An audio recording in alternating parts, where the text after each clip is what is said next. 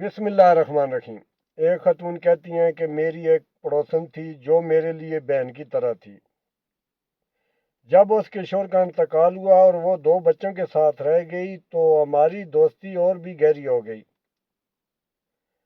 میرے شوہر کو اس پر اور اس کے بچوں پر رحم آتا تھا اور وہ ہمیشہ ہمارے گھر میں موجود رہتی تھی۔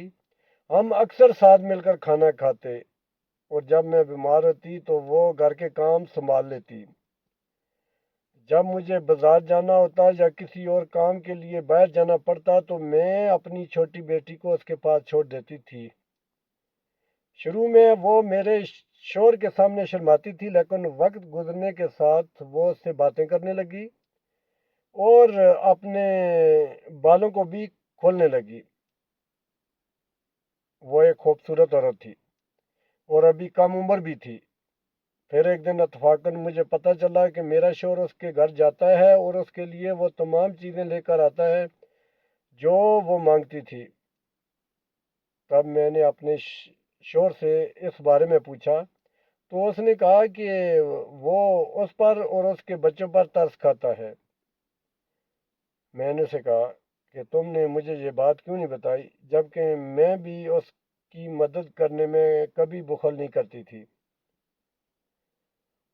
اس دن کے بعد سے وہ میرے گھر نہیں آئی اور جب میں اس کے گھر گئی تو اس نے دروازہ بھی نہیں کھولا، یہاں تک کہ اس کے بچوں کو بھی میں نے پھر کبھی نہیں دیکھا۔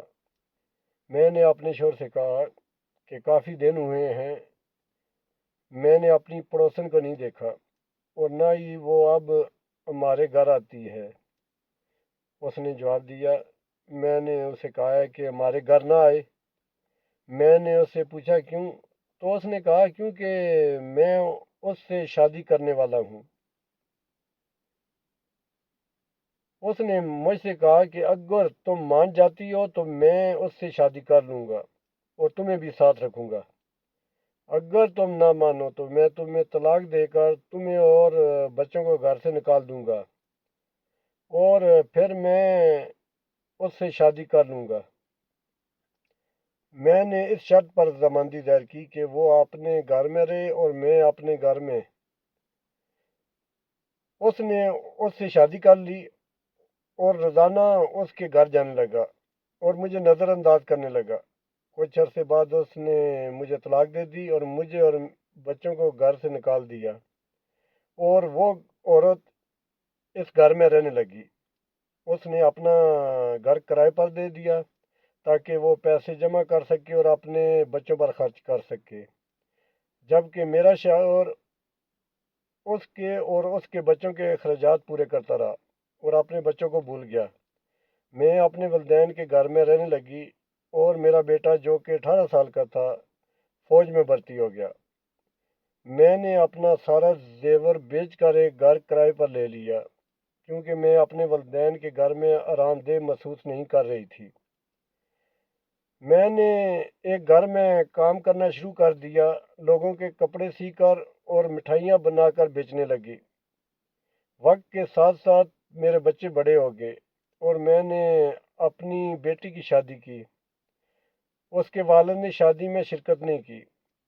میرے بھائی نے اس سے وکالت نامہ لیا تھا کہ ہم اس کی شادی کا عقد کر سکیں اور اس کا وکیل اس کا ماموں بننا۔ میری چھوٹی بیٹی اپنی پڑھائی میں بہت کامیاب تھی اور وہ ہمیشہ کہتی تھی کہ میں ڈاکٹر بنوں گی۔ حکومت نے مجھے ایک مکان دیا جس میں نے رہائش اختیار کی۔ الحمدللہ اب میں اپنے بیٹے کے لیے دلہن تلاش کر رہی ہوں۔ جہاں تک میرے سابق شوہر کا تعلق ہے وہ بیمار ہے اور کام کرنے کے قابل نہیں رہا اور اس کی بیوی ہی اب سب کچھ سنبھالتی ہے۔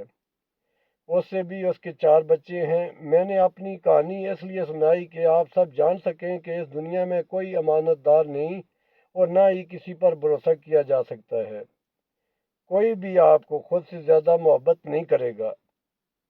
اپنے گھروں میں آنے والوں سے ہوشیار رہے اور ان پر بے جا بھروسہ نہ کرے، کیونکہ انسانوں پر بھروسہ کرنا خطرناک ہو سکتا ہے۔ اللہ ہم سب کو اپنے حفظ و ایمان میں رکھے اور ایسے منافق لوگوں سے بچائے، آمین۔ برائے مہربانی میرے چینل کو وزٹ کریں اور میرے چینل کو سبسکرائب کریں۔